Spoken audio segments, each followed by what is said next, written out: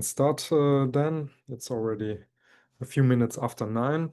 So welcome everybody to our seminar on conservation impact evaluation and implementation science. We are a group from the Society for Conservation Biology who meets every Thursday, every first Thursday of every month to talk about impact evaluation and conservation practices across the globe. So my name is Elias Cisneros. I am assistant professor at the UT Dallas and a board member of this group. I'm replacing today Sheila Reddy, who asked me to host this session today. So let me see. Just again, for the background, we are the Impact Evaluation Working Group, and our aim is to advance evidence-based biodiversity conservation efforts across the globe by supporting the adoption of counterfactual approaches to the understanding the impacts of conservation actions and interventions. So you can follow us, obviously, on our website, but please also follow us on X and on Twitter, or just email us if you have some questions. The seminar series last month was from Tom White of the University of Oxford, and he was talking about show me the money and understanding and improving the cost effectiveness of biodiversity conservation. The recording is already available, so please click through the website and have a look if you had missed it last month.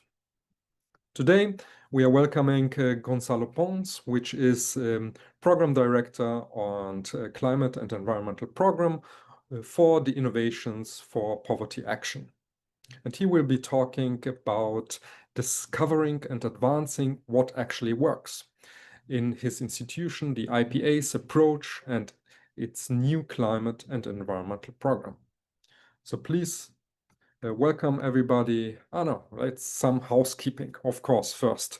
So Gonzalo will talk about, give his presentation, and after the presentation, we have the moderated Q&A session. So please post your questions in the chat. I will try to make sure that every question will be addressed, but of course, we are very big seminars, so maybe sometimes I miss one or two questions. So please post the questions. It's an activated live transcription. Please activate that if you want. And please also know that the seminar is recorded and will be uploaded later on. Follow us on social media and tag us in your posts. So once again, Gonzalo Pons, please, the floor is yours on your presentation of discovering and advancing what works.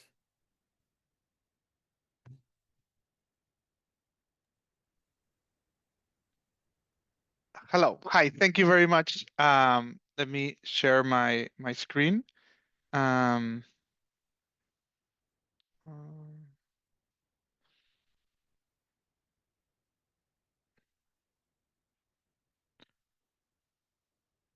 Okay. Can you see my screen? Great. Thank you everyone for inviting me. I've been looking forward for this from the last couple of weeks. And I am very honored to be able to present to you our IPA's approach and our new climate and environment program. My name is Gonzalo Pons, and I'm the program director of this new program. And I'm going to structure this presentation first, telling you a bit more about IPA's give me a second. Let me just see if I can put this. There you go. Yes. So sorry. First, I'm going to present to you the what IPA is and what we are and what our evidence approach is, and then I'm going to talk to you a bit more about how that is inspiring our climate and environment program, which we started back in October, and our plans for that program. So IPA's mission is to discover and advance what works to improve the lives of people living in poverty. And we try to do this through three um, pillars, basically, in our strategic ambition. Right. The first one, and probably the one that we're most known for, is creating stronger evidence to deepen knowledge of how to reduce poverty. And so here we have been working for the last 20 plus years, mainly running impact evaluations and especially randomized control trials.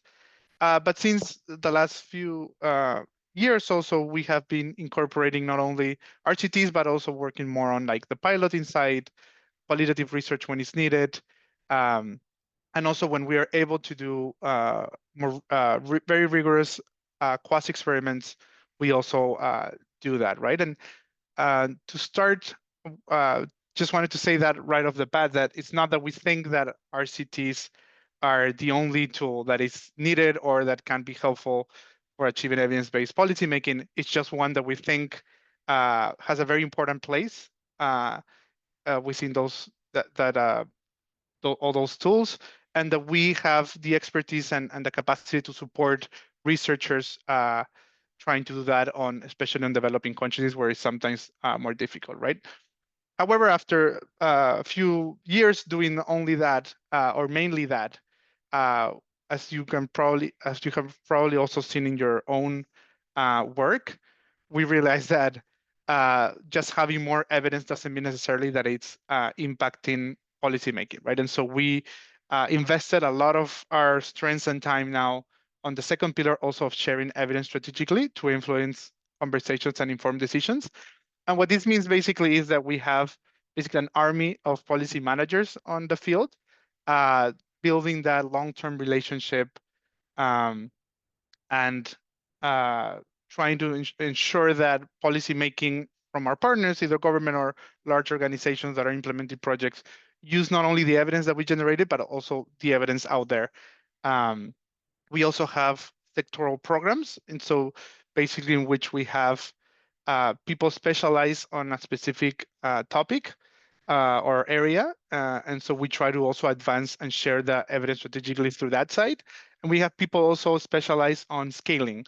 And so thinking through not only how do we generate evidence, but what ingredients we need for the scaling to happen.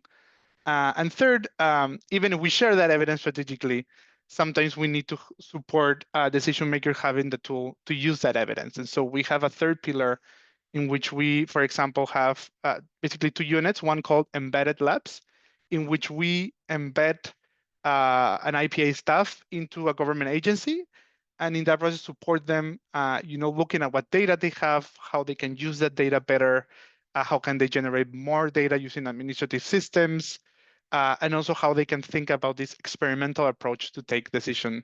And we also have another unit called the right fit evidence, which does a similar process with large organizations, supporting them in their monitoring and evaluation systems, thinking through what data they have and how they can use it, and also thinking about this experimental approach.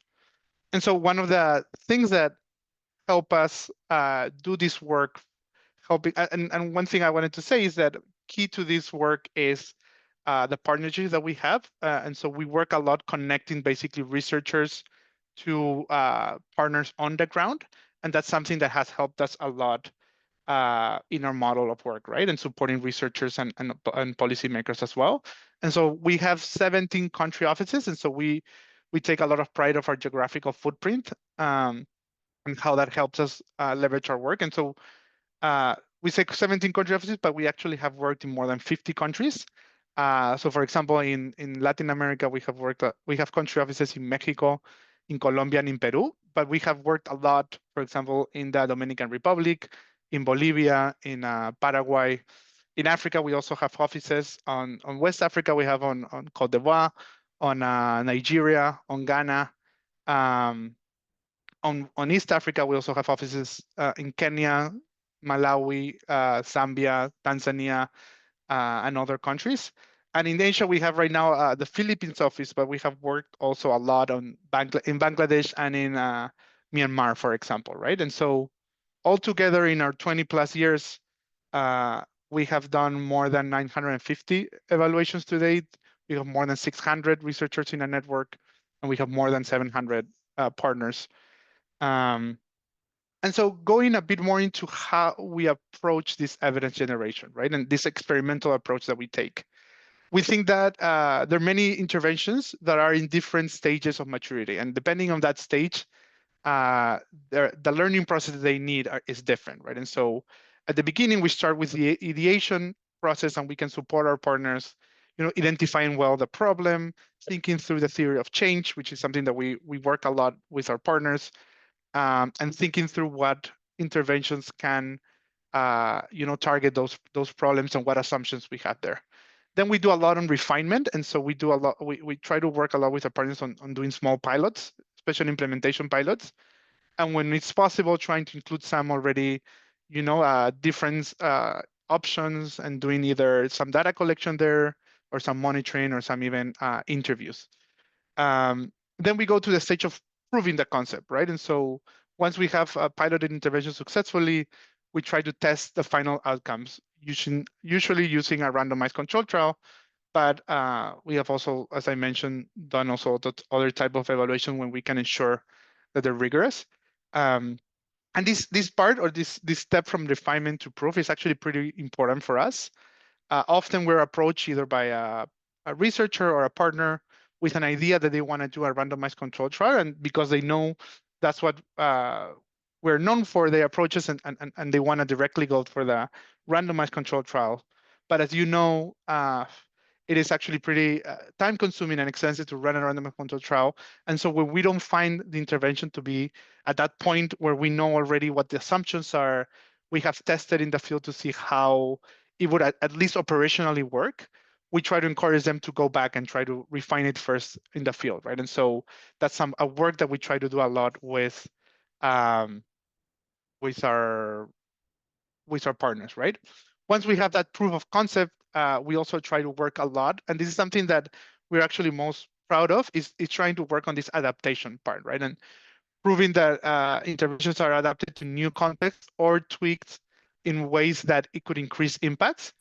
We always think about randomized control trial as this way of measuring exactly the impact, but we actually think it's also a very good tool to just think through how to make interventions more cost effective, right, or more impactful. And so we do a lot of that work, and once we have worked more on that, and for this adapt stage, we also do a lot of randomized control trials, a lot of monitoring to also learn the mechanisms behind them. And finally, when we have a lot more evidence, we try to work a lot with our partners on the scale up, helping them in the monitoring aspects as well. And we do have, we think about the stages of innovations. When we have an intervention that we have already proven in one place, we think that that's an innovation that have a proof of concept at least. Then we have innovations that we think of them as exploratory, that we have done already, prove that it have an impact in some situation, but we either have contradicting evidence or, we have seen that some aspects of it are not working perfectly. And so that's more exploratory interventions. Then we have the emerging innovations, which are those that have already solid evidence that they have a lot of potential, but we still need to find the right uh, design for it to be scaled up. And then we have established innovations that are those that we're already comfortable with the evidence, and we're working with our partners to actively scale it, right? Some examples here are our graduation program, for example, for the ultra poor, Teach to the Right Level, which we have helped scale up in different countries in Africa, such as Ghana. Cash transfers, we have a lot of work there, uh, and some other innovations. And so, and that doesn't mean necessarily that we stop learning, right? Even at scale, there's a lot of learning that we can do, either through monitoring or through additional randomized control trials or impact evaluations. But we at least we think of them as already established enough that the things that we learn are more marginal. Um, and last year or a few years ago, IPA reviewed the evidence that they had generated so far and the evidence available, and came up with 14 emerging innovations that we call the best bets. And so our 14 innovations that we're trying to push further these next few years. I just mentioned this because I'm going to talk about one of those next. Um, and aside from that, evidence generation, which is a lot of times driven by our country offices working on the field. We also have global IPA sector programs that support that work in specific sector. For example, a long-standing one we have had is the financial inclusion one, the social protection one, education sector program, peace and recovery. And just to say at the end, as you can see, our newest sector program is the climate and environment program that we started in October. And so what we do with these sector programs is we have dedicated IPA staff with subject matter expertise, and we do a series of different activities. For example, we engage with researchers and partners, which is something that I'm doing right now. For example, we try to build a network of interested partners that, for example, when we're developing a new project, we can tap in to facilitate that work, right? So we are often approached, by researchers with a big idea, and maybe sometimes a partner, and so we try to pull, for example, try to help them find the funding for the evaluation, or we have a partner that have a program and they want to understand it better, or know their impact, and we tap into our network of researchers, right? We also work identifying policy relevant questions and knowledge gaps, and so trying to be more intentional of where we think is the question that we need to answer for us to have the most impact in the sector. And so I'm going to talk to you a bit later of the research and learning agenda that we're developing for this program. Um, we also support them developing research projects, basically with technical support, either at the proposal stage or also by trying to develop new programs with new partners. Some of our sector programs, such as the financial inclusion one or the peace and recovery program, have funding of their own that they use to um, fund research, either pilots or RCTs or scaling or policy work. That's not the case yet for us because we just started, but it's a short to medium term goal of us, right? And we also obviously share results with decision makers strategically, as I mentioned, right? And we have two academic advisors that I think you know pretty well because they have been uh, presenting here or participating here. Jennifer Alex Garcia of Oregon State University and Paul Ferraro of Johns Hopkins University. They're both champions of using more impact evaluations on RCTs on the environmental sector. And so with this in mind, they have been supporting us, guiding us where we should be focusing our efforts and so forth. And so, as I mentioned, IPA's mission is to improve the welfare of the poor. And so we bring our climate and environment program through that framework, right? And so what we're trying to do is find precisely those interventions that are good, that help us achieve climate and environment objective, but at the same time, help us achieve development objective, right? And so we think we can achieve development, climate, and environmental objectives synergically, and that's where we want to find or focus our efforts. In adaptation, that's pretty straightforward. It's difficult to think of a future without poverty if we don't address also climate vulnerability. In mitigation, all the technologies and strategies that we're thinking to achieve this clean transition come with a lot of co-benefits that can support people in need. And in the environment, I don't have to tell you guys, we need a healthy environment to have a healthy life and productive livelihoods. And so we're trying to find those policy or those sustainable livelihoods that can also help us conserve our ecosystems and our biodiversity. But this also works on the other side, right? We have a lot of development projects that we don't know what are the climate and environment outcomes, right? Or how do they impact climate and environment either positively or negatively? And so that's an evidence gap that we wanna support closing, right? And this is something, for example, that Jennifer and Paul are very interested in. Paul has recently, or in the last few years, published a paper that discussing this topic, I think calling it the missing RCT and how we can use impact evaluation to understand these different mechanisms and try to achieve all these outcomes at the same time, if possible, right? And so about our research and learning agenda, we have settled on 5 objectives that we're going to try to influence with our work. I'm going to read all 5 of them, and then I'm going to focus a bit more on each one. First is protecting ecosystems, biodiversity, and natural resources while supporting sustainable livelihoods. Second is reforming food systems for triple wins of increased incomes, resilience, and sustainability. Third is reducing the vulnerability of low-income populations to climate shocks, and that's beyond agriculture. That is in number two. The fourth is supporting the clean energy transitions with co-benefits to the poor. And the fifth is advancing sustainable urbanization in low-income countries and neighborhoods. So I'm going to talk more, I'm going to expand especially on the first and second, but let me quickly tell you a bit more about the third, fourth, and fifth, right? In the third, as I mentioned, we have a lot of experience in IPA with, for example, social protection, financial inclusion, and other type of innovations that we want to see and try to adapt them in a way that reduce also the vulnerability to climate shocks. But we also want to focus on more specific adaptations such as nature-based solutions and also adaptations to specific shocks such as to floods or to extreme weather or extreme heat.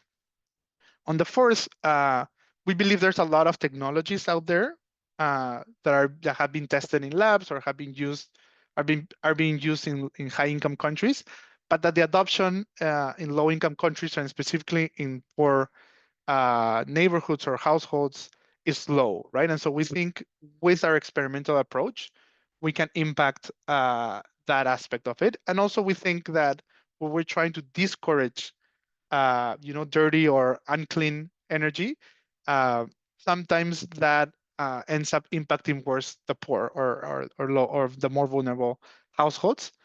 For example, that usually happens when we're thinking about subsidy reform.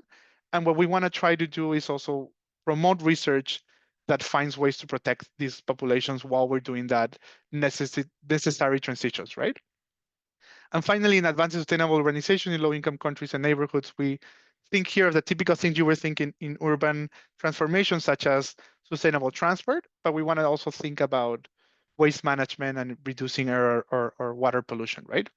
And one thing I wanted to say before I go to the first two, which is probably the ones that you're more interested in, is that IPA already has experience running projects in all of these five areas. But we have been doing it on a project by project basis. And now that we have this program, what we're trying to do is be more intentional on what we think is the most important aspects that we should research and trying to support those projects that are the most useful in this program, right, or in this sector. And so going now to reforming food systems for triple wins of increased incomes, resilience, and sustainability. As you know, agriculture is usually the primary source of income for many poor households in developing countries, right? It's also, because of this, it's probably one of the main mechanisms through which climate change is going to impact the poor.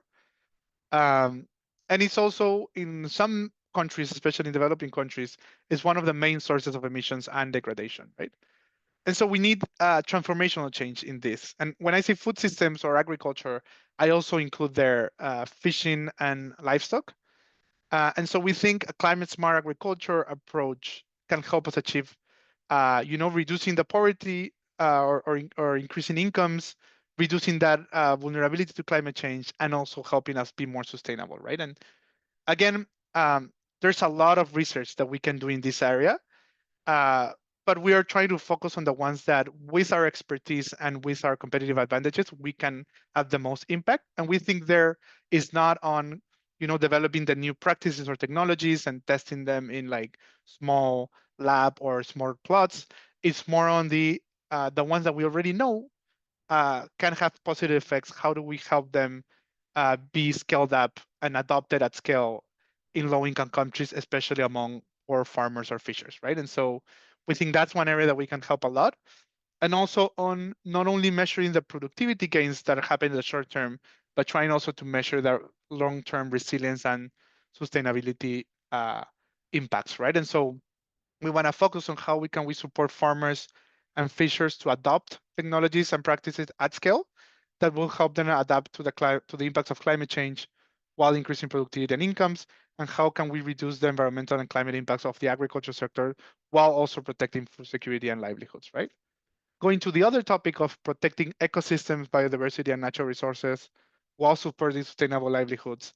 As we discussed a minute ago, usually a lot of the drivers of ecosystem degradation, especially in developing countries, are commonly linked to the livelihoods of the poor, unfortunately, right? Like agriculture or fishing or livestock, especially.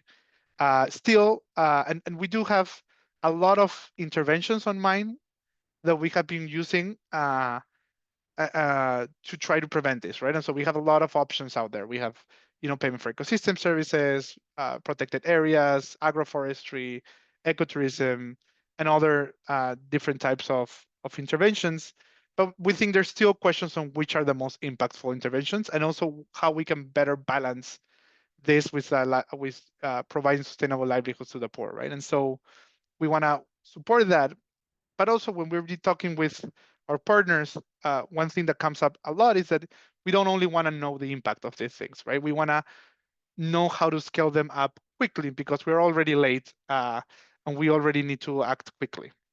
And so we want to contribute on questions such as which are the most impactful and cost-effective interventions to do all this, and how can we scale policies and finance to protect ecosystem biodiversity and resources, right? And so now I'm going to give you an example of how we've been working in one intervention specifically in payment for ecosystem services to try to advance this work, for example, and how we can map that to that path to scale that we've been discussing in the beginning. One thing I'm going to say is that I have not been personally involved in any of this research that I'm going to tell. This is research implemented by IPA and led by researchers that are not directly working in IPA or affiliated necessarily. But this is a good example of how we at IPA have been supporting this process, right? And so the first project that we worked on payment for ecosystem services was, I think, in 2016, with authors such as Seema Jayachandran and co-authors. And we were testing what is the impact of payment for ecosystem services to enhance conservation, right? And specifically, what is the impact on forest conservation, right? And so uh, at that time, we ran an RCT where landowners in 60 villages were randomly assigned to receive an offer to participate in a PES program, and that meant $28 per hectare for conserving their forests. And 61 villages were randomly assigned to not receive that program, right? And we did a baseline and an endline survey data implemented by IPA, and we used satellite imagery to measure specifically deforestation. And the results were very encouraging, right? Landowners that were offered the PES contracts cleared 4.2% of their forested land, and that compared to 9.1 in the control group. So it was a more than 50% reduction on deforestation. Because it's an RCT and we made it in a way that we could detect also spillovers, uh, there was no evidence. We found that there was no evidence that enrollees shifted their deforestation to nearby land. And also, we also had data on um, expenditure and borrowing, and to try to detect also impacts on poverty alleviation or incomes. And what we found is neutral effects. So basically, no, it didn't increase or reduce poverty or incomes. And then some of the authors wanted to keep learning about payment for ecosystem service. So this would be more on the line of proof. The previous aspects of it were already, there was a lot of experience that a lot of probably people working in that are attending this webinar worked on, that helped us understand better, and document better how this worked in the field. And so, and there were also some quasi experiments we think out there that were very good quality, and that were also proving this. But I think this was, to my knowledge at least, was the first RCT to look at that, and it ended up being published in Science. But then we wanted to continue adapting it to learn how to do it more cost effectively. And so one of the co-authors, Seema, and other co-authors tried this in Mexico, right, a few years ago. And the question here is, what is the impact of full enrollment PS contracts on forest conservation, right? And the idea here is that a lot of these programs, they approach landowners and basically say, okay, how much of your area or of your land do you want to conserve and you want to enroll in the case? And obviously they have an incentive that as they enroll more land, they will be paid more because it's increasing However, in that process, they might choose only the land that they were not thinking of deforesting and keep away of the, or do not contract the land that they wanted to deforest to use for agriculture anyway, right? And so what this experiment did is they approach landowners and said, okay, you can either enroll your full land, forested land, or you cannot participate in the project, right? And so that was a treatment group randomly assigned. And then the control group received the standard partial enrollment contract. And the results were pretty encouraging as well. Full enrollment reduced deforestation by 39% when compared to the standard partial enrollment contract. Uh, this meant an increase of cost effectiveness by more than 4 times. Um, and what was super interesting about this is that this extra conservation occurs despite full enrollment reducing the compliance rate due to its more stringent requirements. So in the treatment group, actually, less people were fully compliant and received actually the payments. But even with that, it became more impactful and had more conservation, right? And so we did this experiment, and we're now thinking, for example, what is the next steps, right? Um, and so, as I mentioned, IPA a few years ago, last year, I think, created a report, Best Bets, where they identified potential interventions that had a promise or a potential for making an impact at scale. And PES was one of those, right? Basically because it had strong evidence, which is not just the 2 projects that we mentioned, but all the literature that was behind it that a lot of people in this webinar have been contributing to as well. I know, for example, Jennifer has a very interesting paper of a quasi-experiment in Mexico, and Paul has also contributed to this literature. We also found in that literature that there was potential for big impact. There was also potential, not necessarily for low cost, but like cost benefit and cost effectiveness. It was I here I'm we're putting simple to implement, but that doesn't mean that it's easy to implement. It's just potentially simpler than other alternatives that we have out there. And we had also partners that were interested in learning more about this and potentially implement it in the future. Um, However, it's an emerging and a best bet because there is additional research and policy development still needed, right? And so as part of the program, we want to explore other questions such as impacts in other services such as water quality, for example. How do they work in complementarity or comparison with other conservation strategies, such as, for example, agroforestry, that they're a lot of times coupled together, but we want to disentangle that effect or complementarity or not. A lot of these programs have both communal and individual type of contracts, but we don't really know exactly what is the difference in cost effectiveness or impact. We want to continue exploring this trade-off between deforestation and welfare impacts to the poor, where we have found mixed evidence. As I mentioned, the first paper found neutral effects, but other papers, such as the paper from Jennifer in Mexico, found small but positive poverty alleviation effects. An important question here is it more efficient than a separate cash transfer for deforestation and poverty reduction that does that separately instead of trying to do them together? Um, we also want to answer more questions about cost effectiveness and scalability, testing the impact at scale. And so that's an interesting development that same project that we did in Mexico, we're trying to work with the forest agency to scale it up. And that conversation is very advanced. And trying to see if at scale this impact persists and what we learn in that process as well, right? Continue tweaking contract and targeting to make it more cost effective, using more technology especially for the compliance part, and also understanding better models for financial sustainability in low-income countries. And this is an important topic that you probably already realize that when I'm saying payment for ecosystem services here, it's more similar to a cash transfer with an environmental conditionality. While a lot of times in the more classical definition of payment for ecosystem services is thought in conjunction with, for example, carbon markets or the specific users of that ecosystem services paying the ones conserving the ecosystem, right? But yes, we want to also explore how that, or making sure that that is connected benefits or not, right? And so here, I just wanted to bring back this slide to show you that this is basically the approach that we're taking to try to take this innovation from an emerging innovation to an established innovation. Um, and I wanted to say that, payment for ecosystem services is one of the areas that we're pretty interested in, but it's not the only question that we have or that we want to explore in this objective. For example, we want to work a lot more on conservation in other ecosystems, such as marine ecosystems, where we think we could do more of these projects to try to learn more how to do these interventions.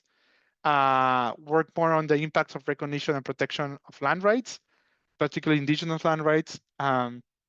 How can restoration of previously degraded ecosystems support conflict prevention, which is, as you know, we have a sector program also on peace and recovery, so it's something that we have been exploring as well. As I mentioned, the environmental impacts of poverty elevation interventions. As you may know, for example, in cash transfers, Paul and Jennifer have two different papers. One found that it increased deforestation, cash transfers increased deforestation in Mexico, while the other one found that it reduced deforestation in Indonesia. And there was an explanation or an hypothesis that the difference is due to differences on market access. But this is an example of how we want to keep learning about this, right? And not only with cash transfer, but also maybe with microfinance, insurance to agriculture or livestock, which we think could have these impacts as well. We also want to work more on trying to find innovative measurements of biodiversity and ecosystem services that we can scale up and use in these type of projects. You probably also realize that so far I've been talking about payment for ecosystem services, but our outcome has only been if we conserve the ecosystem or not, but we have not been able to include, these ecosystem services as part of the outcome, right? Which is something that we would love, but it's difficult sometimes to do at the scale that we need, or at the granularity that we need, I guess. We also want to get into carbon markets and carbon credits and see how this type of evidence can help either increase the confidence or not increase the confidence, depending on what we find. But basically, how this can be, we can contribute to that discussion with these tools. And we also want to learn more about, for example, benefit sharing mechanisms in REDD Plus or carbon credits. This is not the only questions that we're interested in. These are just examples of the type of work that we would like to push. But yeah, and this is almost my final slide. A partner recently asked me, what was our vision for this program, right? And I liked a lot that question because, as you probably have realized now, we at IP have been more reactive and demand driven on the type of project that we have been doing in the climate and environment space, and we have been more project by project. And so we want to be more intentional in what we do, right? And so that the way that sector programs have been doing this is with sectoral initiatives. For example, and these are two examples of type of models that we could follow. For example, leveraging our network and offices to impact a specific evidence gap. So imagine we want to do, and we find a donor that is also interested in payment for ecosystem services. And so we work synthesizing that evidence available to try to find what are the questions that we need and in what projects or in what countries that would be useful. We leverage our country offices and our relationships on the ground, and together with the researchers and the donor, we think, okay, these are the type of projects that we need, and we try to finance those or fund those type of projects and implement those specifically. And we also partner strategically with government and other stakeholders to make sure that that evidence is used, right? And so an example of this in other sectors is our Gates Women's Work Entrepreneurship and Skilling Initiative that started in the pandemic to try to close evidence gaps that we had in these outcomes, or close gender gaps that we had on these outcomes. And we worked, for example, very closely with partners in Bangladesh and Kenya. And we pre-identified specific research projects that would help us uh, close those gaps. And now that has expanded also to work, for example, with Nigeria. The other role or model that we could follow is financing rigorous research and policy in priority topics through competitive funds. And so basically it's a more general competitive fund on an area. For example, we could think that ocean or marine protection does not have enough evidence on this type of with this type of tools. And so we set up a competitive fund or a competitive process where we sub-award funds to rigorous evidence across developing countries, right? Not necessarily implemented by IPA alone. We also set up priority research questions that we think are important in this area, and we share that evidence strategically, right? And we have examples here of, for example, the Displaced Livelihoods Initiative, the Consumer Protection Initiative. We also have a human trafficking initiative, for example, where we tackle these very difficult topics where we think we could have a more a dent. And this is literally my last slide. As you can realize, we have a lot of partnership is key to how we work, not only with researchers, but also with policy makers and practitioners on the ground and with donors. And so if you're a policymaker or a practitioner hearing this, listening to this, we can support your organization to generate, interpret, and apply evidence to your programs and policies.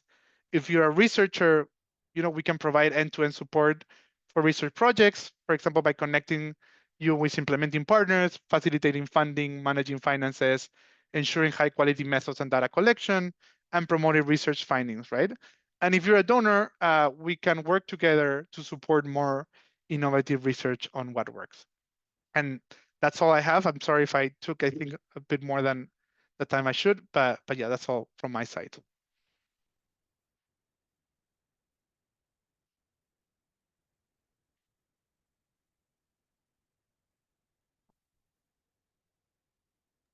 Second, let me find the slides.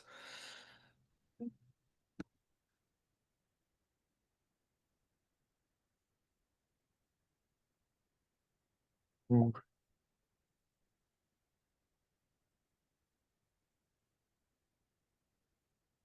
no.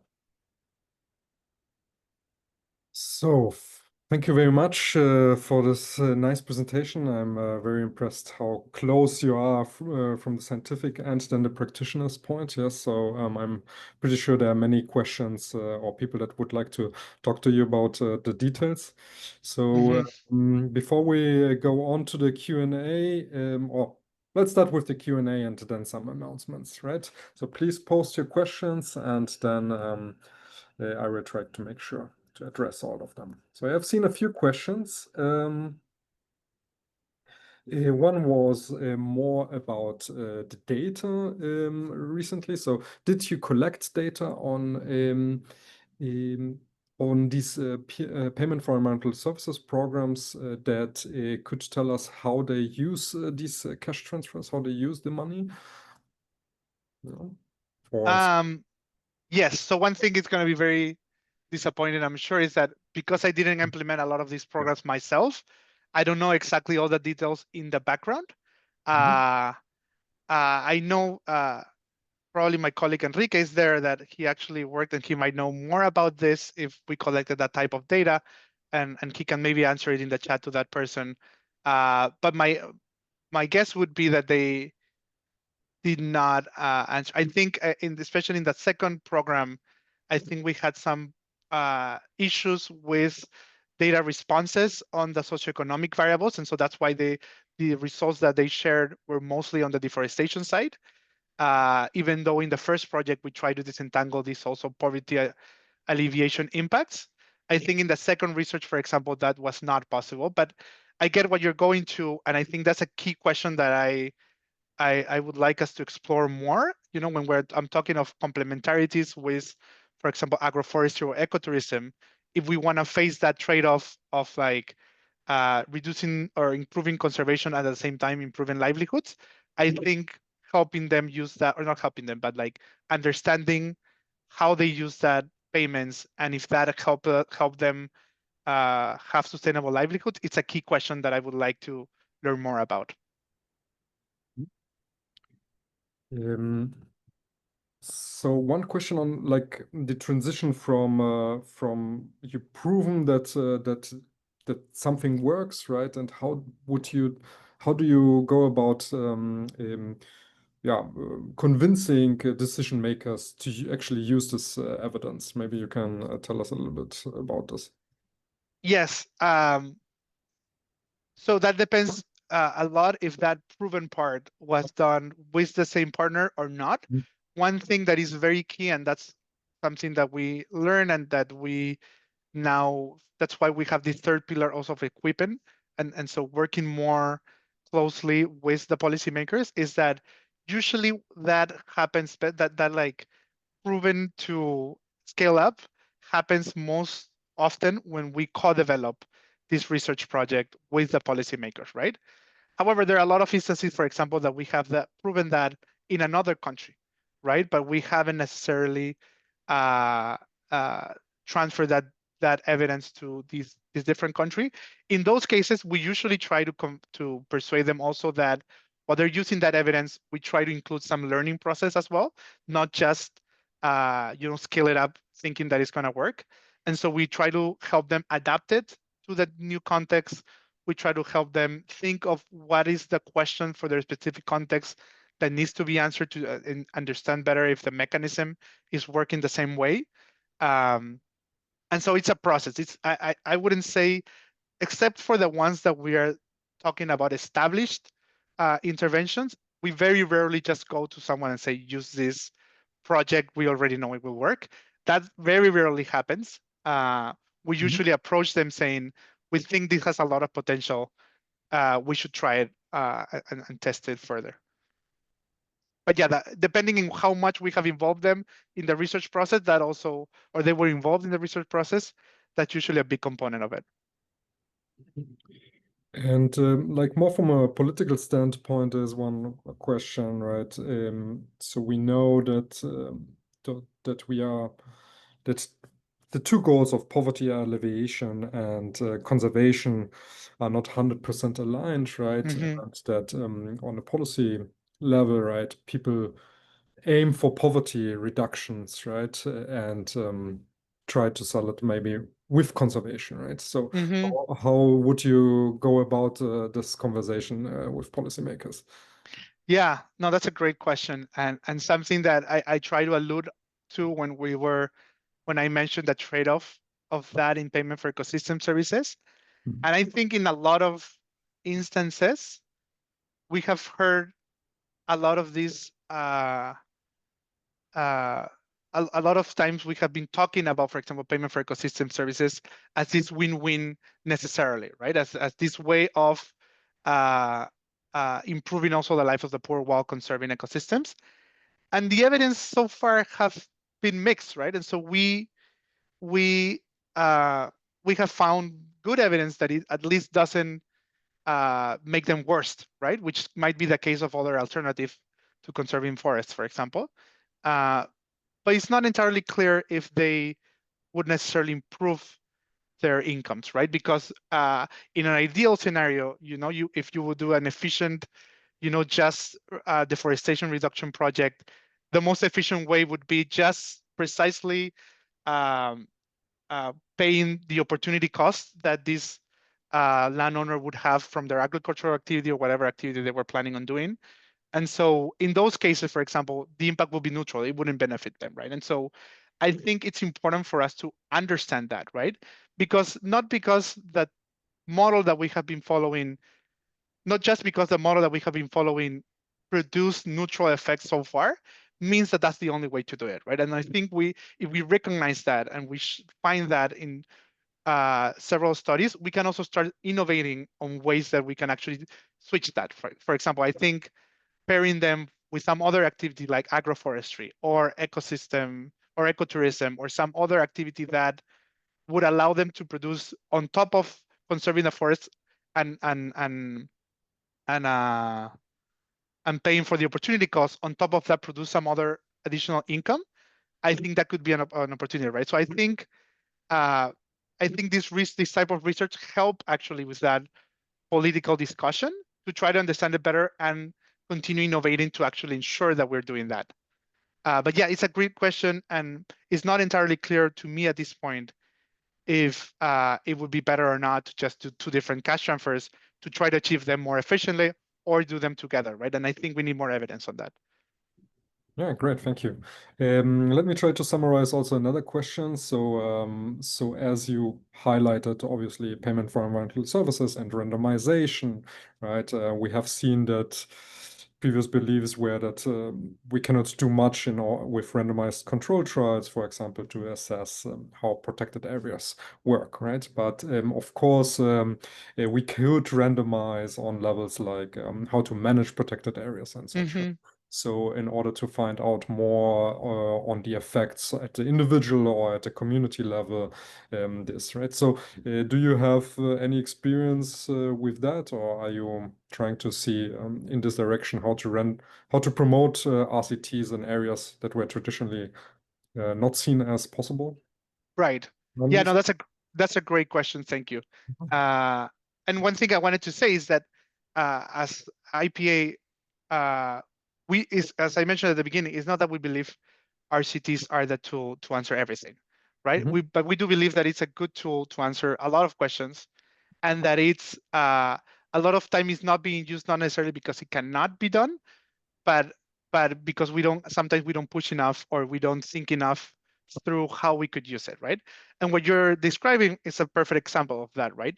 It might not be the best tool sometimes to mhm, measure the impact, basically the control versus treatment impact, or pure control versus treatment impact of some policy, mhm, but we can use it very much to just test different ways to do exactly the same thing, but with small tweaks that would help us understand, but not necessarily small, but like even big tweaks, and help us do things more cost effectively.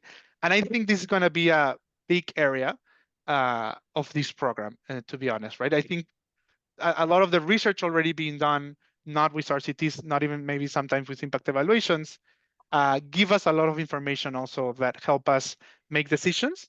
And there are a few out there remaining questions that we do think that if we just come with this expertise that we also bring to the table of running these RCTs and thinking through how to run these RCTs in other sectors, we think mhm. we can contribute to use them more, right? Something that happens a lot of us in not only in climate environment, but in other sectors is, for example, we always face limited funding, for example, to implement a program, right? And so sometimes we don't think through that we can leverage that scale up, for example, and we can do it randomly, or that we can do a random incentive design. And so that expertise, especially when talking with policymakers that might not be versed in all these tools, can go a long way to try to promote these tools. All right, so I have another question from somebody that asks, did I hear correctly that because of marine and coastal evidence there's an evidence gap on these issues, coastal protection, that you are specifically working on that, or is it, or yeah, so maybe you can talk about your activity. So the question is if we are working on that more? Yes, in marine and coastal protection. Right. Okay, great. Yes, we I think, and this is I think true of not just IPA, but in other in everyone doing research in these topics. Yeah. Uh, I think forest conservation is usually and agriculture crops. It's usually the two areas that we have the most research, just because also it's easier to, think about the units, also measure some of these outcomes that we're interested in, have a lot more control of what we're studying. Uh, but what we want to do also with this program is push the areas where there's not enough research. And so it is true with us also that forest conservation and agriculture crops specifically is the area that we've been doing more, but we're trying to develop new projects on the area of, yes, marine ecosystems. We have, or coastal ecosystem, right? Jennifer actually has a project with us where we're trying to, where we just, I think it was just finished actually and published on protecting, for example, mangroves, which I know is not marine exactly, but close to marine. Um, we are also exploring in other countries in Africa, for example, uh, how do we use or basically test ways to increase the adoption of improved uh, tools, such as improved nets, so that it's more sustainable, the fishing aspect of it. And so that's something that we're developing over there, right? Uh, well, Paul, this was not with IPA. Paul just finished a paper and just published it in about what is it, incentive-based conservation tool in Indonesia to protect two specific species. And it's not something that we implemented with him, but that's something, for example, that we want to replicate, and we're talking with the co-author to try to do that more also in other areas. So to answer that question shortly is we have not done a lot yet on that area, but that's something that we're pushing to try to get, right? A lot of these things is that, as I mentioned, it's not that we have funding to fund this research, and it's so far it's very demand driven. But once we have that funding, or we find more encouraged researchers and partners that want to do this type of work, which is something that we're looking for actively, we're going to try to get to those projects as well. All right, I know there are some other questions. Thank you so much, Gonzalo. Let me try to close up now, as we only have 2 minutes left. So, one first thing, please look out in the International Congress for Conservation Biology in Australia. Look out for our group on Impact Evaluation Symposium, right? So check that out, please, if you are attending. Also, it's time actually to say goodbye and hello. Yes, I want to thank Sheila Reddy from the Nature Conservancy that has been the host for the past year and has helped us a lot in managing and finding great speakers. Also, we want to thank Rachel Martin, that has been a wonderful co-host for the seminar series and the organization during the last 2 years. She will stay with us as a group, but take another role. And at the same time, right, then let's say hello to our new hosts we will have in the next year, in the next semester, which is Alan Blackman, the Principal Economic Advisor in the Inter-American Development Bank, and also Julia Jones, the Professor of Conservation Science at Bangor University in the wonderful Wales. So those will be the new hosts next semester, alternating from month to month. Also, we have 2 new members that are co-hosting and will help us in the seminar series. This is Alexander Caruana, who does his PhD at the University of Oxford, and also Renzo Giudice, who is a senior researcher at the University of Bonn, my former alma mater. So let's welcome them, and then we see each other in the next year in I guess September for the new seminar. So thank you very much and have a great day.